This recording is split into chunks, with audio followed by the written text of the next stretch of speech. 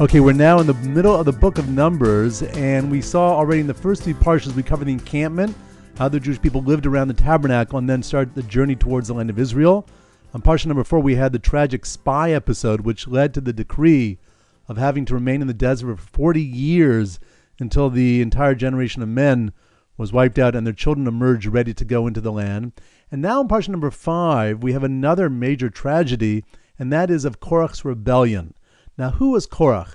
He was actually Moses' cousin, and he challenged Moses on the need for a priesthood. He said, we were all back in the book of Exodus, parsha number 5, when we accepted the Torah, when God spoke to all of us, and therefore we're all holy. There's no need for a priesthood, a segment of the nation, to have a special responsibility and privilege when it comes to the tabernacle. And he ends up collecting 250 prominent leaders of the Jewish people to challenge Moses. In fact, he also says Moses is doing this to take all the power for himself and the family by giving Aaron, his brother, the position of high priest. So Moses responds with a test. He says, okay, you should all bring incense pans. Incense had a special relationship to the priesthood in the tabernacle. The incense altar had a special rim around it. It's called a crown, which represents the crown of the priesthood. And they were to bring these incense pans, and God would select the appropriate high priest. Now, when it comes to Korach's accusation that Moses took the initiative to give the high priest position to his brother Aaron, Moses asked for a special sign that Korach and his family died miraculously in front of everybody, and that's what happened. They get swallowed up by the earth. And then all the other men who brought the incense pan, they get consumed by fire. Eventually, a second test is done to show that, in fact, Aaron is the high priest. So that all happens in parsha number 5. Now, parsha number 6, I'm going to call the transition parsha because we actually skip 38 years midway through this parsha. What happens? Just to keep it clear, in the book of Numbers, from parsha number 1 all the way to the beginning of the 6th parsha, we're in the second year in the desert from leaving Egypt. And then, in the midst of parsha number 6, to the end of the book of Numbers, we're in the 40th year, where all the men have now died out and their children have emerged ready to go in to the land of Israel. So it's a transition parsha. One major event that happens in this parsha is that Moses hits a rock, which leads to the decree that he's not going to be allowed to take the Jewish people into the land of Israel.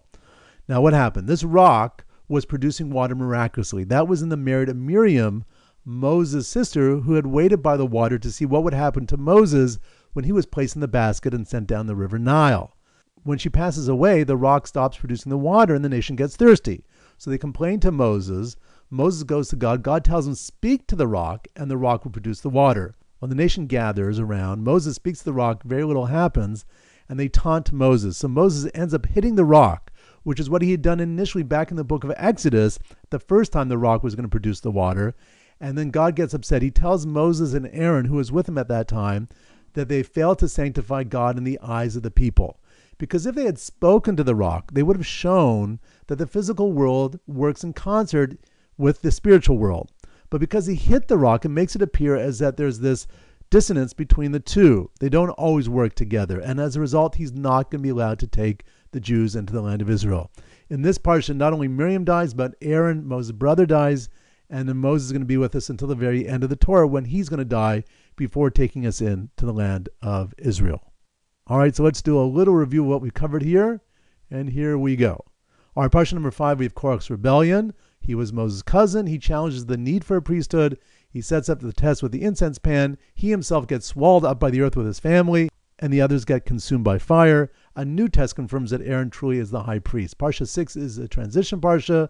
We go from the second year in the desert to the 40th year in the desert, and this is the parsha that Moses hits the rock, which leads to the decree that he can't take the Jews into the land of Israel.